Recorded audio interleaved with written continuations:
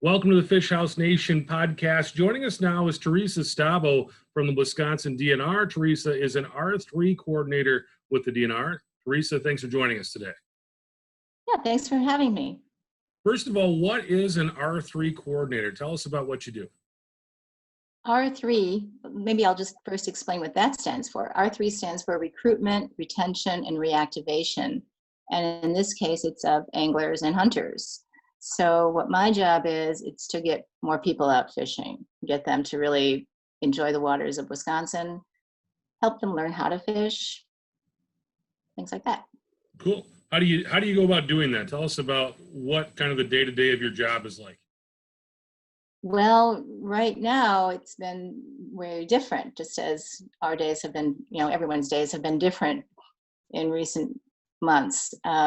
Typically what we like to do, though, is organize classes and clinics and just get people reactivated either by helping to lead some classes, or if no one has fished before, if somebody hasn't really fished before, we invite them to these classes so that we can help get them started. So we're looking at all age groups too. We're looking at adults, people who maybe missed out as kids. They never went to any of those clinics as a youngster. So they want to, they want to give it a try. They want to know how to fish. Tell us about this weekend. We've got Free Fishing Weekend coming up in Wisconsin, June 6th and 7th. What is this event all about for the Wisconsin DNR? Free Fishing Weekend has been around since 1987. So we've been able to invite people out, and they can invite their friends and neighbors, their family members out to go fishing. Other years we've held clinics. This year we're asking people to take members of their own household, their roommates, their family members who they've been living with these last 2.5, 3 months or so, and invite them to go fishing. It's just an opportunity for people to give fishing a try, just to find out what fishing is all about, explore the waters of Wisconsin, particularly ones that are close to home. Yeah, I think that's the big message here for our audience. Our audience is really kind of the hardcore angler, but I think what I want to get across to them is this is a great weekend. If you've got friends that haven't gone fishing before, if you've got people that you hang out with that don't get a chance to get out on the water that much, this is a great weekend for them to experience it, and they don't really have to take any money out of their pocket to do it. Right. You don't need to have a license, and that holds true for trout stamps and salmon stamps. No license, no stamps required. We do expect people to still abide by all the other rules: size limits, bag limits, species restrictions. Don't go fishing for paddlefish, for example. So, just really, wanting people to get an opportunity to give it a try. And if they don't have equipment, maybe they can, maybe there's some old dusty equipment that's been standing in the back of the garage for a long time. This is the time to dust it off, give it a try. Sure. And you talked a little bit about no stamps being needed. How about border waters like Mississippi River or Lake Michigan? What kind of rules are there? Yeah, you need to stay on the Wisconsin side of those waters. Why is it important for people to get introduced to fishing?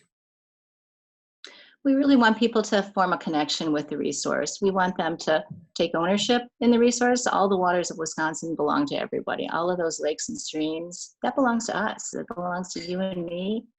It belongs to our neighbors. We want everybody to go out there and really know that it's really in their hands. And we want them to just have a great time. People have been stressed these last few months. This is a great opportunity to go out and experience the restorative qualities of being at the water's edge, and just to form a relationship with it. You talked a little bit about in the past you've had different events as far as like classes and places where people can congregate, and this year with that not being possible, tell us a little bit about those changes that are happening this year compared to years past with the Free Fishing Weekend.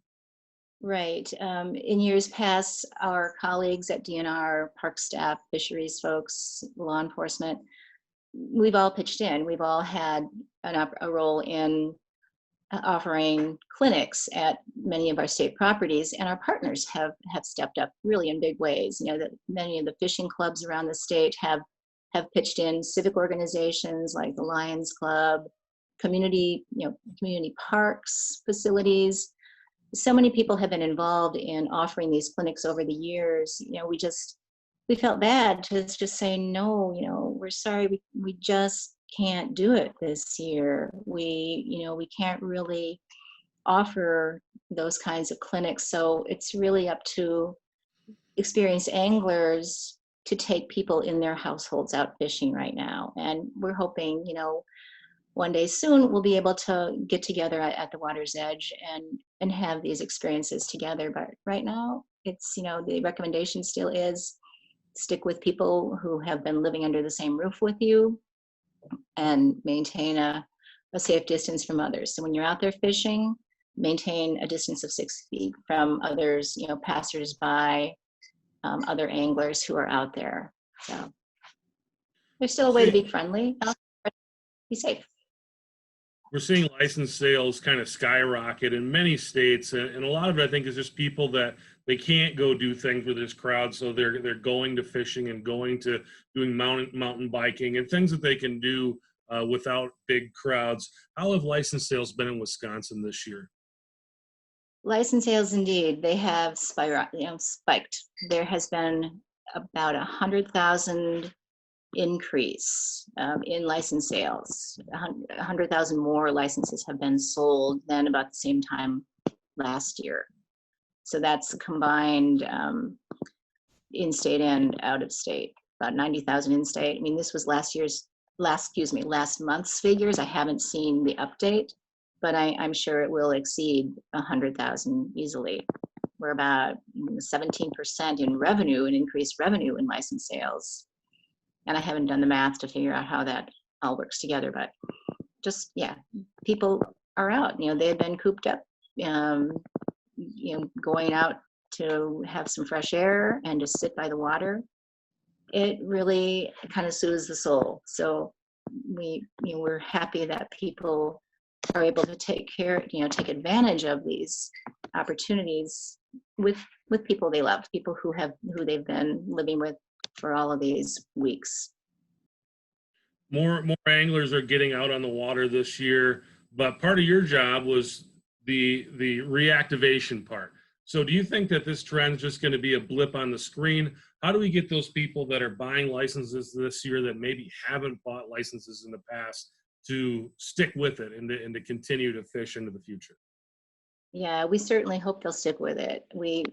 I have no way of knowing, but we really hope that after this, this health emergency calms down and people feel comfortable to go out again, we really hope that they'll stick with it, because so much there's this formula about the number of licenses that are sold and the amount of tackle that's purchased. There's a formula that goes into bringing federal dollars back to Wisconsin, and Wisconsin's been at the top of the food chain for a long time for that. So the more people who are actively participating and will continue after this year, the better off we'll be able to help manage our resource.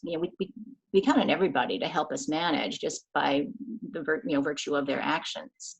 But to have our professional staff out there monitoring the resource and taking action where they can, that costs money. And the way we do that is through the sale of licenses combined with the tackle sales that occur across the nation. Then we get some of that excise tax back on all those things that are related to fishing. We get some of that back home here, and we do really pretty well.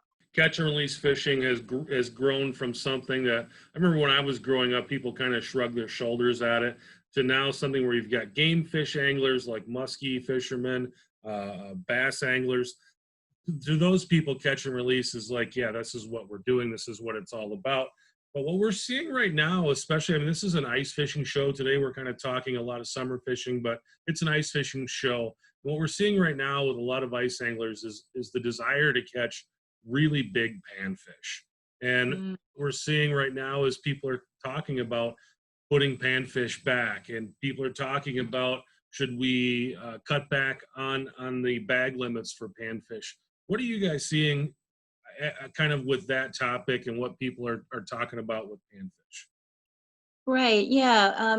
When I was preparing to talk to you about this, I did ask some of our panfish experts about this, because my job is to get people out to the water's edge and help them see the fish that are in our lakes and streams as an occasional fabulous meal, not to stock the freezer. We saw what happened with overharvest years ago. We don't want to encourage overharvest, but for people to sample the the fish from Wisconsin's waters, that's just such a treat that we want to encourage. But no, you're right. We don't want to be taking home all the big spawners. That's what our panfish biologists and researchers have been watching.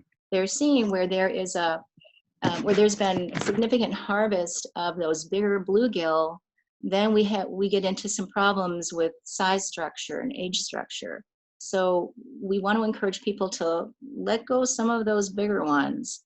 In other waters, sometimes we will see stunted population where there has not been a whole lot of harvest and there's a lack of predation to keep those size structures balanced.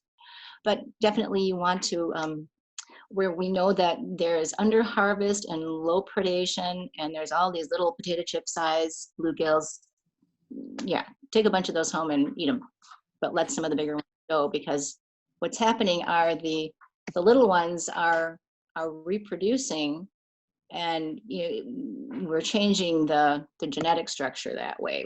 We're just getting the runts of the litter to reproduce instead of the ones that are more likely to grow to larger size.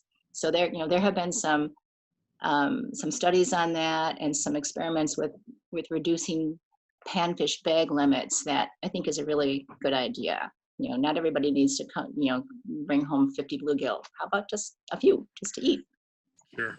Yeah, I remember as a child going up to Nelson Lake in the Hayward area.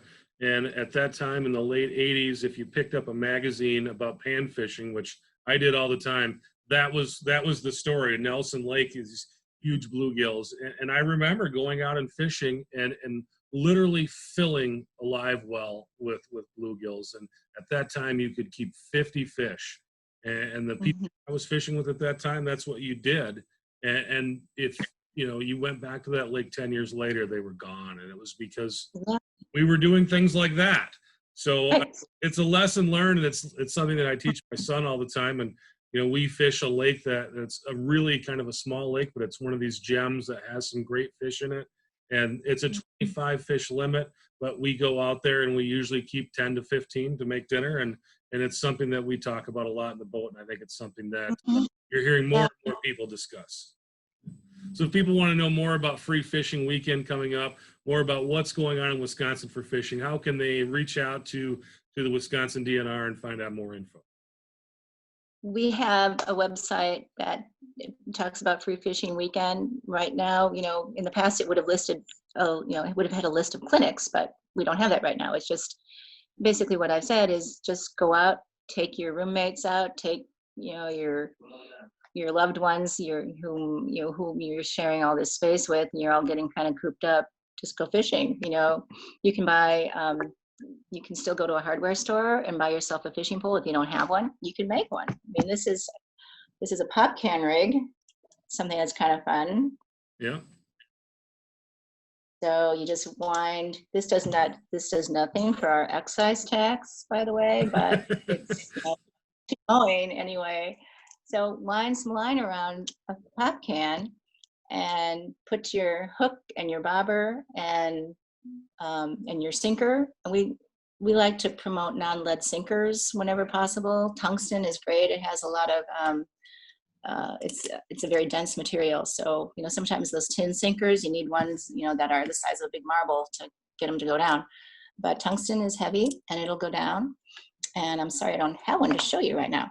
But I caught bluegill with a pop can rig, and this is a great family thing. So if you've got if you can find a spool of line in your garage or your basement, make some pop can rigs and take the family out fishing. It's a lot of fun. That will make some memories, and kids will remember that down the road. I remember we used to catch fish on pop cans. All right, you have to just remember when you cast it out, when you toss it out there, you don't let go, otherwise then you're littering and that's no good. Want to bring it in. Awesome. Thank you very much, Teresa. Really appreciate your time and coming on the show. And I hope everyone enjoys getting out of the water this weekend. You bet. Thanks for having us. Thanks for having me. Take care.